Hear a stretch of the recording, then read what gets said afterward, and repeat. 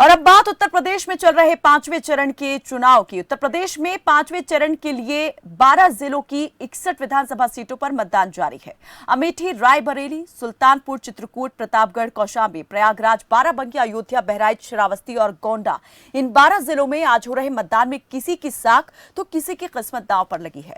Deputy CM Keshav Prasad Maurya समेत योगी सरकार के कुल 6 मंत्रियों की किस्मत का फैसला आज जनता ईवीएम में कैद कर देगी। न्याय और शिक्षा की राजधानी के रूप में पहचान रखने वाले प्रदेश के सबसे बड़े जिले प्रयागराज में कई माननीयों की प्रतिष्ठा दांव पर है। सुबह 11 बजे तक प्रदेश में 21.39% वोटिंग हो चुकी है। तीखे बयानों और सुलगते आरोपों के साथ चुनावी मंच से नेता जनता को अपने पाले में करने का प्रयास करने में लगातार जुटे हैं। तो आज चर्चा इसी पर कि चुनाव का ये चरण जो है कितना महत्वपूर्ण होने वाला है और क्या इस चरण की हार जीत यूपी की सत्ता का रास्ता साफ करने वाली है। हमारे साथ इस चर्चा में जुड़े हैं वरिष्ठ पत्रकार प्रभात त्रिपाठी और वरिष्ठ पत्रकार रजा रिजवी। आप दोनों का ही बहुत स्वागत है। सबसे पहले मैं यहाँ पर हमारे साथ जो वरिष्ठ पत्रकार प्रभात त्रिपाठी जुड़े हैं उनसे जानना चाहूंगी। सर, आप बहुत करीब से देख चुके हैं उत्तर प्रदेश को, कई चुनाव भी आपने यहाँ पर देखे होंगे, अच्छे से वाकिफ हैं यहाँ पर चुनावी दलों की सियासी चालों से भी, और जो समीकरण हैं वो किस तरीके से अपनी चाल चलते हैं उनकी भी चाल से। तो मैं आपसे ये जानना चाहूंगी कि आज जो 12 जिलों की 61 सीटों पर मतदान हो रहा है, इसको कैसे आप देख रहे हैं, कितना महत्वपूर्ण ये मतदान हो जाता है? देखिए कायनात जी, निश्चित तौर पे ये जो मतदान हो रहा है 61 सीटों पे, इस पे लगभग 48 सीटें भारतीय जनता पार्टी ने जीती थी और हर चरण पे भारतीय जनता पार्टी ने क्लीन स्वीप किया था। लेकिन स्थितियां बिल्कुल अलग है। जो 4 चरण के चुनाव हुए उसमें नेक टू नेक फाइट हुई और बाइपोलर चुनाव योगी बनाम अखिलेश का होने के नाते ये जो 5वां चरण है, वो 6वां और 7वां, ये योगी के चेहरे पे ये चुनाव हो रहा है कि योगी का चेहरा बड़ा है या अखिलेश का चेहरा बड़ा है। देखिए, सबसे बड़ी चीज अयोध्या हो या प्रयागराज हो या जो भी आपकी और भी हॉट सीट, कई 6 मंत्री इसमें लड़ रहे हैं, कद्दावर मंत्री लड़ रहे हैं। प्रयागराज से सिद्धार्थ राव सिंह लड़ रहे हैं, वहां से गोपाल नंदी लड़ रहे हैं और अनुपमा जायसवाल लड़ रही है। कई मंत्री लड़ रहे हैं जिनकी साख दांव पे लगी है। सबसे बड़ी चीज ये समझना होगा कि जिस तरह 4 चरण का चुनाव हुआ, 5वें चरण तक आते आते और लगातार प्रधानमंत्री नरेंद्र मोदी ने ना कोई इस चुनाव में हिंदू मुसलमान हुआ, ना भारत पाकिस्तान हुआ, उन्होंने कानून व्यवस्था की पूरी एक मुद्दे को उठाया। और देखिए, जो विपक्ष है वो ये सोच रहा है कि हमारे तरफ भारतीय जनता पार्टी की नकारात्मक जो एंटी कम्बेंसी है वो हमें भरपूर मिल रही है। ये विपक्ष की एक बहुत उतावलापन है जिसे कहते हैं, और बॉडी लैंग्वेज उनके मतदाताओं की बदल गई है, उनके एक कम्युनिटी की वोटिंग लैंग्वेज बदल गई है। लेकिन मैं ये मानता हूं, यूक्रेन संकट, जिस तरीके से यूक्रेन संकट में उत्तर प्रदेश के लगभग 250-300 बच्चे यूक्रेन में फंसे हैं और प्रधानमंत्री नरेंद्र मोदी का जो एक जिस तरीके से चरणबद्ध वो बच्चों को ला रहे हैं, तो यूक्रेन मुद्दे के बाद उत्तर प्रदेश के चुनाव में जो एक थोड़ी बहुत एंटी कम्बेंसी की लहर चल रही थी, वो लहर अब नहीं दिखाई दे रही है। और एक बात आपको कायनात जी बता दें, कोई लहर नहीं है, नेक टू नेक फाइट है। हाँ, भारतीय जनता पार्टी अगर 50-100 सीटें वो लूज भी करती है तो पोस्टपोन अलायंस के लिए वो आगे जा सकती है। तो अब जो 6वें 7वें चरण का और 5वें चरण का जो चुनाव होगा, वो मेरे हिसाब से उसमें मुझे ये लग रहा है कि कोई भी पार्टी 200 का दोहरा शतक पूरा नहीं कर पाएगी, जो आसार इस समय लग रहे हैं। देखिए, समाजवादी पार्टी को मुद्दों के आधार पे, चाहे वो छुट्टा जानवर का मामला हो, चाहे वो बेरोजगारी का मामला हो, चाहे वो आपका उसके श्रमिकों का मामला हो, कोविड काल के उसमें, तो ये सारी चीजें विपक्ष को लाभ पहुंचा रही है, लेकिन इतना लाभ नहीं पहुंचा रही है कि विपक्ष भी कोई वन साइडेड एक आंधी चल रही हो विपक्ष की, और भारतीय जनता पार्टी की आंधी नहीं चल रही है। चुनाव नेक टू नेक हो रहा है और ये चरण योगी का है, ये चरण योगी का है, क्योंकि योगी का है या फिर उनके लिए अग्नि परीक्षा के मानंद माना जाए इस चरण को, कि इस बार जो है उन्हें अपने आप को साबित करना जरूरी हो जाता है इस चरण में, और अगर इस चरण में कहीं चूक गए तो फिर आगे जो है बहुत पीछे पिछड़ जाएंगे, आगे रेस में आगे नहीं बढ़ पाएंगे। कायनात जी, देखिए, इसको समझना होगा। अयोध्या बहुत हॉट सीट है। अयोध्या में भगवान राम के मंदिर का जिस तरीके से भारतीय जनता पार्टी धार्मिक एक आस्था का विषय है, लेकिन राम मंदिर बन रहा है। ये एक बहुत बड़ा एक जैसे कहते हैं कि एक लोगों के अंदर एक बहुत कौतूहल और एक सुख और एक आनंद महसूस हो रहा है। सवाल है दीपोत्सव का होना और इलाहाबाद प्रयागराज में महाकुंभ का सफल आयोजन करना, विश्वनाथ कॉरिडोर धाम के लिए काम करना, पूर्वांचल एक्सप्रेस का विकास करना, ये सारे मुद्दे। लेकिन सबसे बड़ा जो छुट्टा जानवर का मुद्दा है वो किसानों के प्रति वो सबसे बड़ा एक विपक्ष को लाभ पहुंचा रहा है। प्रधानमंत्री नरेंद्र मोदी ने भी मंच से इस समस्या को उठाया और उन्होंने कहा मेरी सरकार आएगी, इस समस्या को हम देखेंगे। तो ये जो छोटे छोटे मुद्दे हैं इससे विपक्ष को फायदा मिल रहा है और छोटी छोटी जो जाति का समीकरण अखिलेश ने जोड़ा है। अब आप प्रतापगढ़ में राजा भैया को आप नजरअंदाज नहीं कर सकती हैं। राजा भैया का जो जनसत्ता दल है वो 5-6 सीटें लेके विधानसभा पहुंचेगा। तो ऐसी स्थिति में मैं पोस्टपोल अलायंस की तरफ जा रहा हूं क्योंकि किसी भी पार्टी को बहुमत मिलता मुझे नहीं दिखाई दे रहा है। और इन चरणों में योगी का चेहरा और अखिलेश के चेहरे को जब सामने रखा जाएगा तो निश्चित तौर पे योगी का चेहरा आगे आएगा। रजा रिजवी जी, आप किस तरीके से देख रहे हैं, आप कितना सहमत हैं? यहाँ पर अभी जो प्रभात त्रिपाठी जी ने कहा कि अभी जो है नेक टू नेक मुकाबला है और अगर तुलना यहाँ पर की जाती है योगी और अखिलेश के बीच में तो इसमें कोई दो राय नहीं कि योगी ही सबसे पहले जो है सामने आ जाएंगे, उभर कर सामने आएंगे। देखिए कहना जी ऐसा है कि ये उत्तर प्रदेश का ये 5वां जो है ये बहुत ही जो है वो क्रूशियल है। और जो 3 चुनाव हुए हैं लोग तो कह रहे हैं कि साहब पहला चुनाव जो हुआ वो किसान आंदोलन का, जाट और मुसलमान का, और फिर दूसरा जो हुआ वो बताया मुसलमानों का, फिर तीसरा भी मुसलमानों का, इस तरीके से बताते चले मुसलमान हिंदू ये सब करते हुए। और 4 तो जो चुनाव की स्टाइल थी वो तमंचावादी, आतंकवादी, दंगेश सब का था। लेकिन 5वें चरण के आने के बाद आप देखिए प्रधानमंत्री ने किस तरीके से जो है भारतीय जनता पार्टी की योजनाएं और मैनिफेस्टो के इशारे दिए हैं। उन्होंने सोचा कि ये 5वां, 6वां और 7वां चरण जो है ये बहुत महत्वपूर्ण चरण है क्योंकि ये ऐसा चुनाव है, इस चुनाव से ही सरकार बनती और बिगड़ती है। और आप ये देखिए कि योगी आदित्यनाथ चुनाव उनके लिए इसलिए बहुत महत्वपूर्ण है कि एक हवा ये उड़ी थी कि योगी आदित्यनाथ को शायद जो है वो चीफ मिनिस्टर से हटा के कोई अगला चीफ मिनिस्टर बनाया जाएगा। लेकिन योगी आदित्यनाथ जी दिल्ली में और ये सब करके जोड़ तोड़ समझा के और फिर वो उत्तर प्रदेश के मुख्यमंत्री 5 साल तक रहे। तो ये भारतीय जनता पार्टी के लिए उपलब्धि है। उसके साथ है योगी आदित्यनाथ की स्वयं की बड़ी उपलब्धि है कि 5 इयर्स कंटिन्यू भारतीय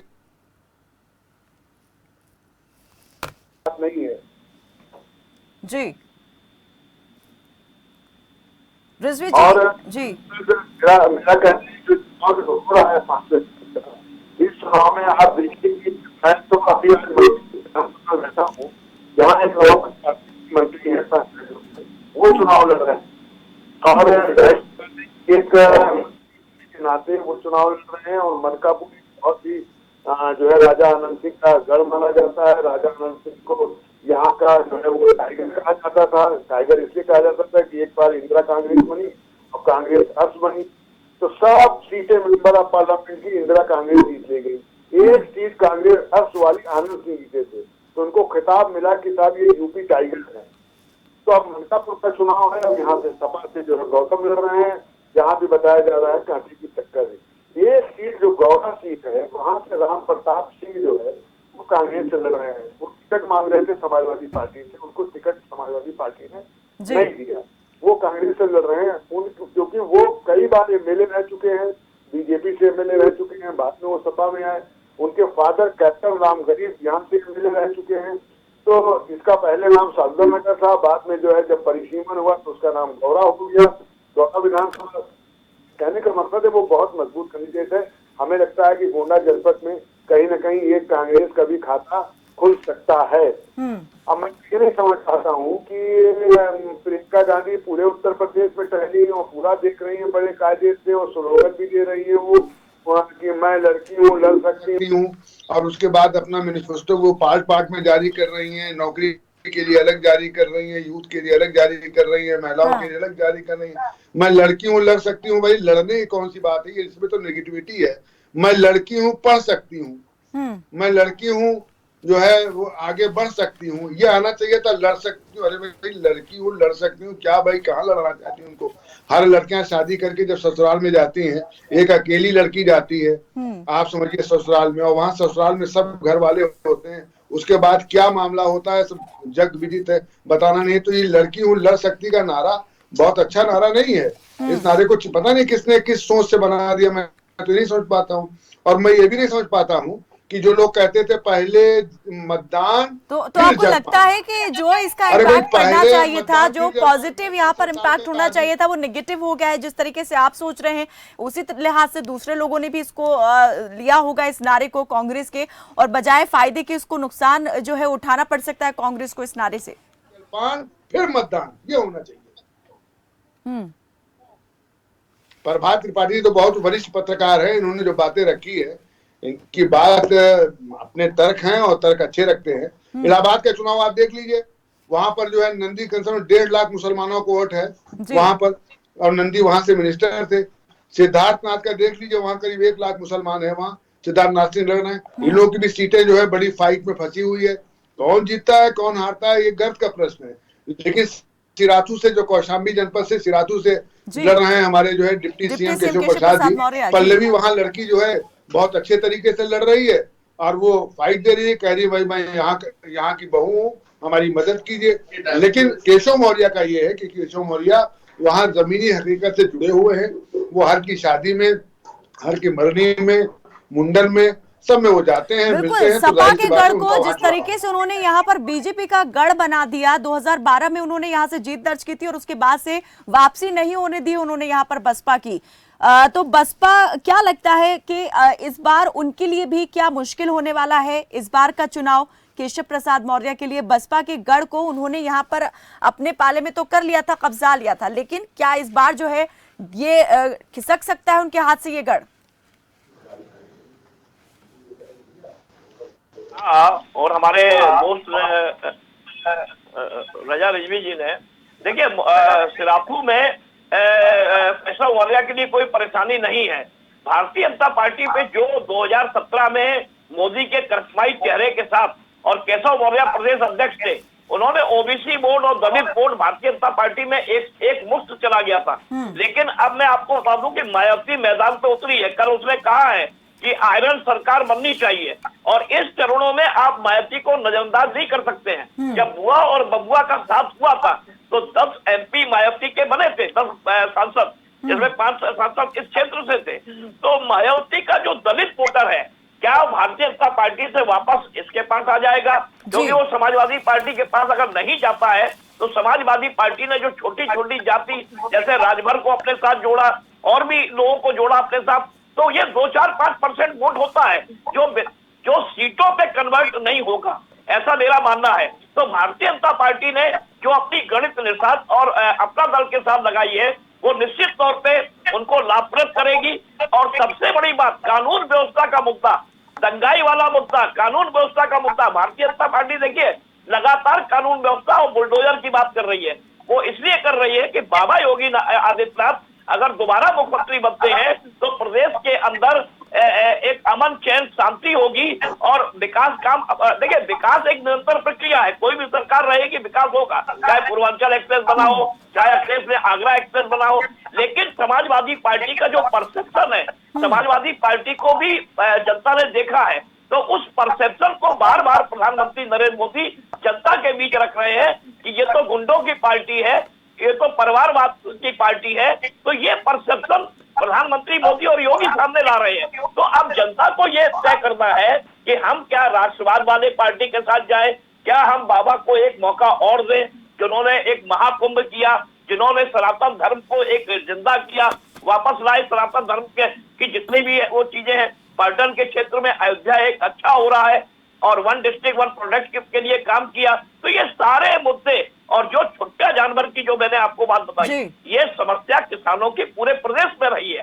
तो इसके लिए एक रोड मैप बनाना चाहिए। इसके लिए सरकार ने गोवंश एक आयोग बनाया था, करोड़ों रुपया बजट एलोकेशन होता है, कौन उसमें खा गया, कौन अधिकारियों ने उसमें काम नहीं किया, किन जनप्रतिनिधि ने काम नहीं किया, ये जांच का विषय है, आने वाला समय बताएगा। लेकिन निश्चित तौर पे ये 3 चरण राष्ट्रवाद पे जा रहे हैं, ये 3 चरण योगी आदित्यनाथ के परफॉर्मेंस में जा रहे हैं। जो डैमेज था भारतीय जनता पार्टी का इन चरणों में 173 123 सीटें, लगभग 125 सीटें भारतीय जनता पार्टी को क्लीन स्वीप हुई थी।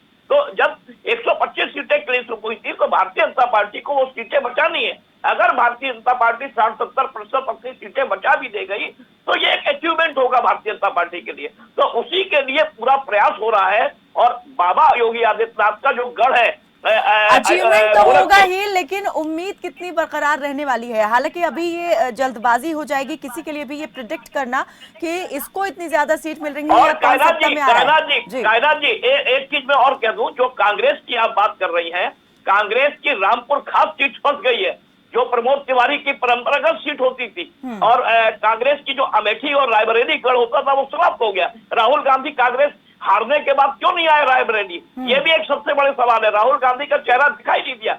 लेकिन कांग्रेस में प्रियंका जो वाड्रा है वो शायद इसलिए भी क्योंकि इस बार जो है नेतृत्व प्रियंका गांधी कर रही है। प्रियंका गांधी वाड्रा, उन्होंने ही हाथ में अपने ये पूरा चुनाव का जो काम है वो संभाला हुआ था, नेतृत्व इस बार वो कर रही थी। शायद यही वजह है कि राहुल गांधी इस बार उतरे नहीं है। वो शायद सीधे तौर पे जिम्मेदारी नहीं लेना चाहते हैं कि उन्होंने भी जो है प्रबंधन का काम देखा। 2024 की तैयारी है, कांग्रेस की जो तैयारी है 2024 की है, 2027 की है। 22 में वो अपना संगठन मजबूत नहीं कर पाए, लेकिन परफॉर्मेंस उनका थोड़ा सा अच्छा रहेगा, बेटर होता है बिल्कुल। तो भविष्य को लेकर उम्मीद जरूर यहाँ पर जगेगी। बहुत बहुत शुक्रिया आप दोनों ही मेहमानों का हमारे साथ यहाँ इस बातचीत में जुड़ने के लिए। तो आज 12 जिलों की 61 विधानसभा सीटों पर जो है मतदान हो रहा है। शाम 6 बजे तक मतदान प्रक्रिया जो है लगातार जारी रहने वाली है और इस चरण में जो है कई दिग्गजों की किस्मत जो है ईवीएम में कैद हो जाएगी और साख जो है, प्रतिष्ठा जो है वो भी इस चरण में दांव पर लगी हुई है।